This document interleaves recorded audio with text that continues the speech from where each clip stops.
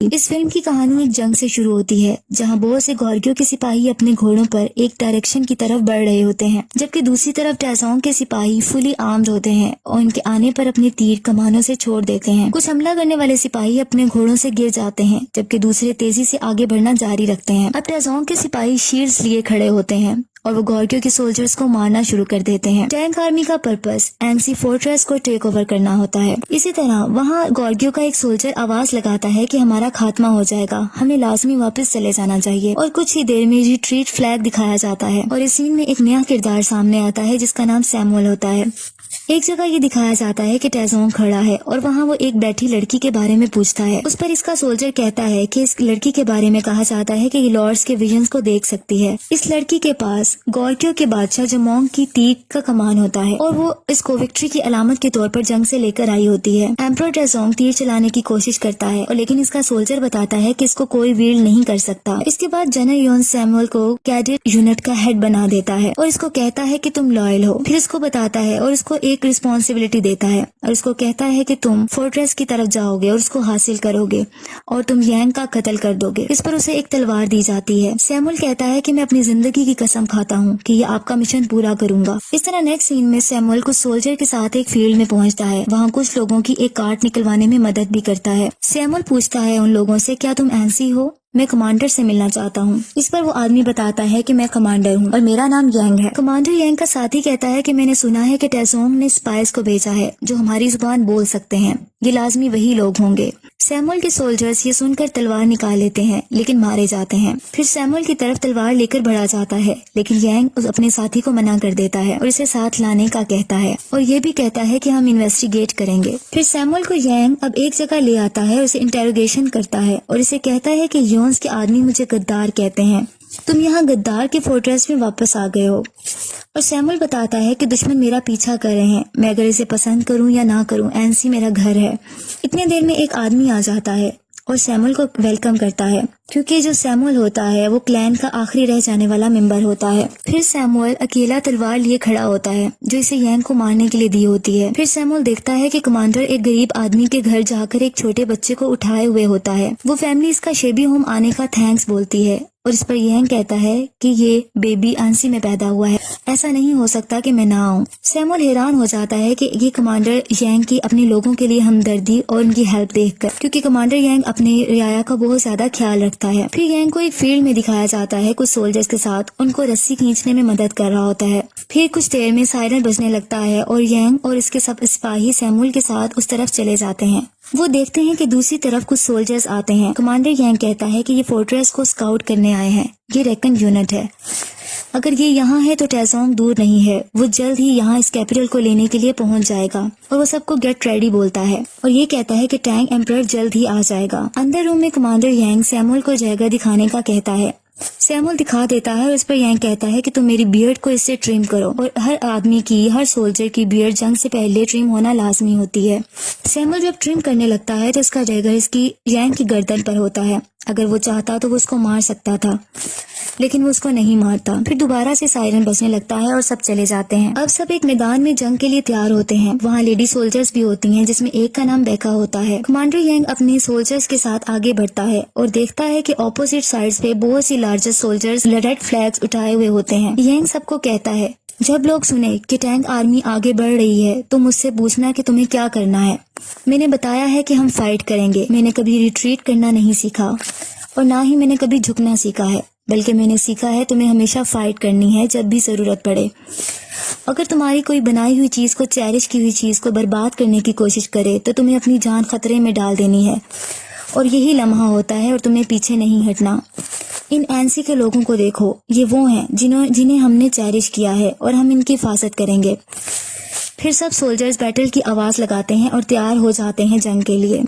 دوسری طرف کھڑا ٹیزونگ کہتا ہے کمانڈر یینگ ہے جس کا مجھے خاتمہ کرنا ہے اور اس کی کوششیں ساری بیکار ہیں۔ اس پر اس کا سولجر کہتا ہے کہ ٹیزونگ ایسا ہے کہ اس نے جس فورٹریس پر نظر ڈالی ہے وہ اس نے اس کو ڈھیر کر دیا ہے۔ ٹیزونگ سب سولجرز کو کہتا ہے کہ اینسی کی پراپرٹیز کو تم نے لے لینا ہے اور ان کے بچوں کو اپنا غلام بنا لینا ہے۔ جنگ شروع ہو جاتی ہے، بڑے پتھروں سے ان پر اٹیک کیا جاتا ہے جس سے بہت زیادہ ڈسٹرکشن ہوتی ہے۔ یینگ سیموئل کی جان بچاتا ہے ایک بڑے اٹیک سے ٹیزونگ وہاں بیٹھا یہ سب کچھ دیکھ رہا ہوتا ہے اور وہ یہ دیکھ رہا ہوتا ہے کہ یانگ کی اینسی کی دیوار نہیں گر رہی ہوتی۔ پھر وہ سب سولجرز کو کمانڈ کرتا ہے کہ وہ دیوار پر چڑھ جائیں اور سولجر کو فارورڈ کمانڈ دی جاتی ہے۔ دوسری سائڈ پر یانگ اپنے سپاہیوں کو فائر کرنے کا کمانڈ کرتا ہے۔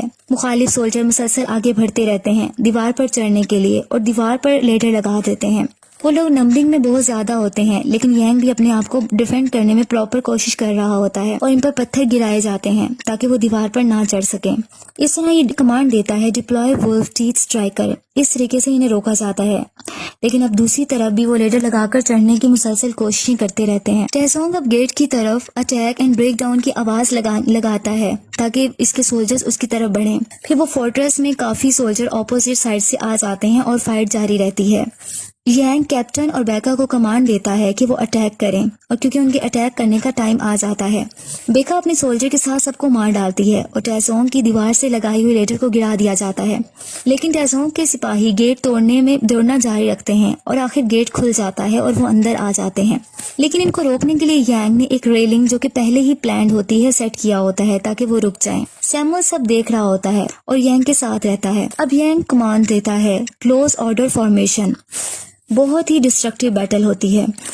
کمانڈر یانگ بہادری سے انہیں فورٹریس سے بھگا دیتا ہے اور ٹیزونگ ریٹریٹ آرڈر دے دیتا ہے۔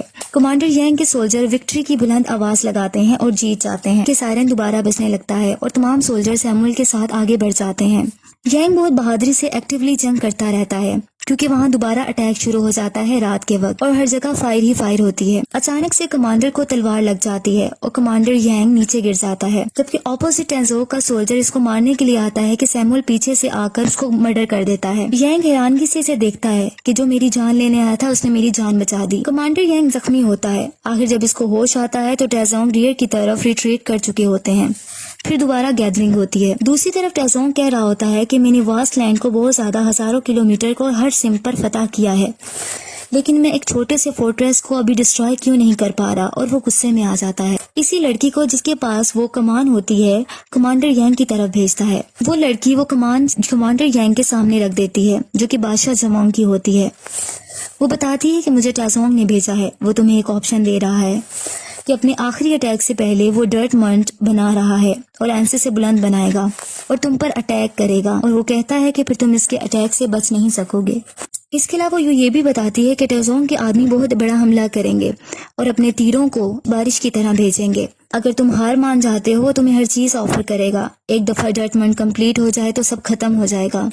لیکن یانگ کہتا ہے کہ میں اینسی کا ڈیفینڈ کرنا چاہتا ہوں۔ ٹیزونگ کو بتایا جاتا ہے کہ پروگریس بہت تیزی سے ہے اور 2 منتھس میں پروجیکٹ کو ہم مکمل کر لیں گے، سردیاں آنے سے پہلے پہلے۔ دیکھنے والوں کی نظر میں وہ ڈرٹمنٹ وہ حقیقت میں ایک بہت بڑا ماؤنٹین بنا رہے ہوتے ہیں۔ دوسری طرف کمانڈر یانگ سمجھتا ہے کہ ہم غدار ہیں، جیسے کہ سیمول اسے بتاتا ہے۔ سیمول اسے اجازت لیتا ہے، وہ کہتا ہے کہ اگر آپ مجھے اجازت دیں تو میں جنرل یون کے پاس چلا جاؤں، میں آپ کو محسوس کرتا ہوں، لیکن یون کبھی اپنا مائنڈ چینج نہیں کر سکتا۔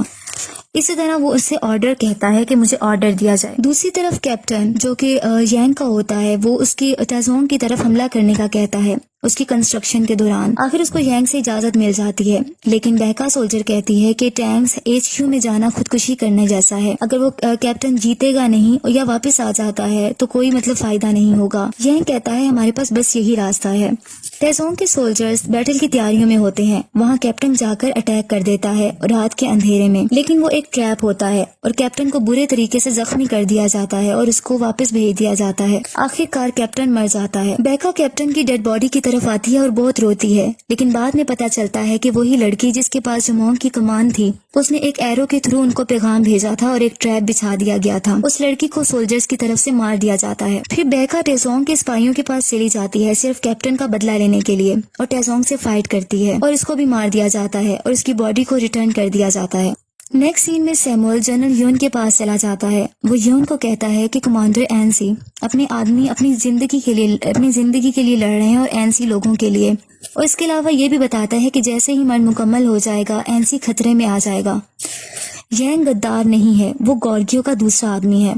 جنرل یون یہ سن کر کہتا ہے کہ کیا تمہیں میں نے اس لیے بھیجا تھا تاکہ تم میرے آرڈرز کو فالو نہ کرو، اور میں نے تمہیں آنسی اس لیے نہیں بھیجا تھا کہ تم یہ الفاظ بولو۔ اس کے بعد وہ اپنی سوڈ اس کی گردن پر رکھ دیتا ہے۔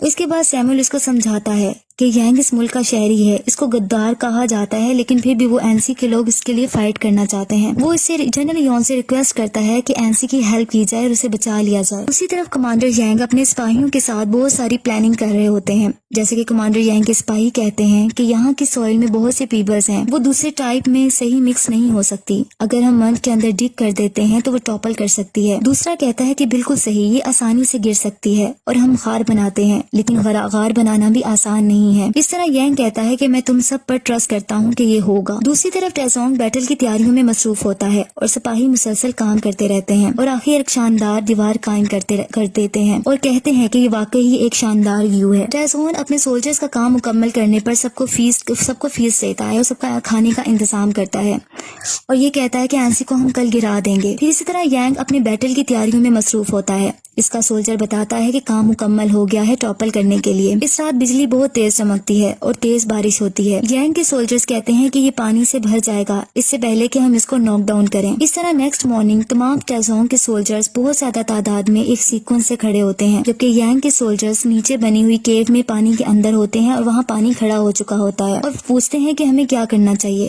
ان میں سے ایک کہتا ہے کہ ہم اپنی کلہاڑیوں سے اس کو چاپ کر سکتے ہیں۔ جیسی جگہ انہوں نے بنائی ہوتی ہے وہ پانی سے بھر جاتی ہے، وہاں جا کر وہ کالمز کو کاٹنے لگ جاتے ہیں اپنی کلہاڑیوں کے ذریعے۔ جنگ شروع ہونے لگتی ہے، جبکہ یانگ کے سولجر اس کیو میں مسلسل کالمز کو توڑ رہے ہوتے ہیں۔ جیسے ہی ٹیزونگ کے سپاہی حملے کے لیے اس بنی ہوئی جگہ پر اسکلفلی آتے ہیں، وہ غار سے یانگ کے سولجر اس کی روٹس کو ختم کرنے لگ جاتے ہیں، جس سے وہ بنی ہوئی جگہ ہلنے لگتی ہے اور وہ بنا ہوا ڈرٹ منڈ گرنے لگ جاتا ہے۔ یانگ کے سولجرز اس غار میں اپنی جان کی قربانی دے دیتے ہیں صرف اینسی پیپل کو بچانے کے لیے، اور اس طرح ٹیزون کی آرمی ہوتی ہے وہ منڈ سے نیچے گرنا شروع ہو جاتی ہے اور پلاننگ کامیاب ہو جاتی ہے۔ ٹیزون کی آرمی ڈسٹروائے ہو جاتی ہے اور بہت بڑی ڈسٹرکشن ہوتی ہے۔ اب یانگ آگے بڑھنے کی کمانڈ کرتا ہے اور اینسی سولجرز حملہ کر دیتے ہیں۔ یانگ خود بھی تلوار لے کر ان پر حملہ کرتا ہے اور آگے بڑھتا رہتا ہے۔ سب خوشی سے آوازیں بلند کرتے ہیں اور فائٹ مسلسل ہوتی رہتی ہے۔ ٹیزونگ کہتا ہے کہ مجھے یانگ کا سر پلیٹ پر رکھا چاہیے، میں نہیں رکوں گا جبکہ اینسی ہمارا نہ ہو جائے، اور نان سٹاپ اٹیک جاری رکھو۔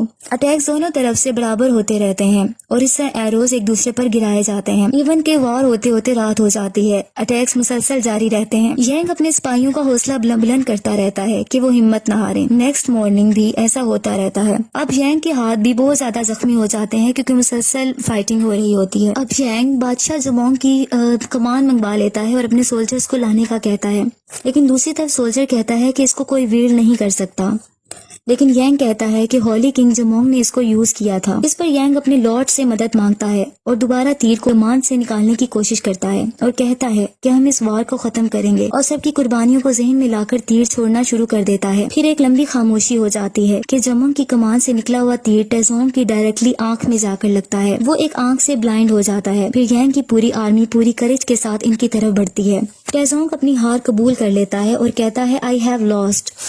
سیمول اپنی گورگیو کی آرمی کو لے کر بھی وہاں پہنچ جاتا ہے اور سب اب وکٹرز بن جاتے ہیں۔ بادشاہ ٹیزونگ سکیوم ہو جاتا ہے اور اپنی جنگ میں دم توڑ جاتا ہے اور وہ دوسروں کو بتاتا ہے کہ گورگیو پر حملہ نہ کرنا۔ پھر اسی طرح لاسٹ سین میں یانگ اور سیمول آپس میں بات کر رہے ہوتے ہیں اینسی فورٹریس کے بارے میں۔ اس طرح تھوڑی سی ڈسکشن کے بعد سیمول وہاں گھوڑے پر سوار ہو کر چلا جاتا ہے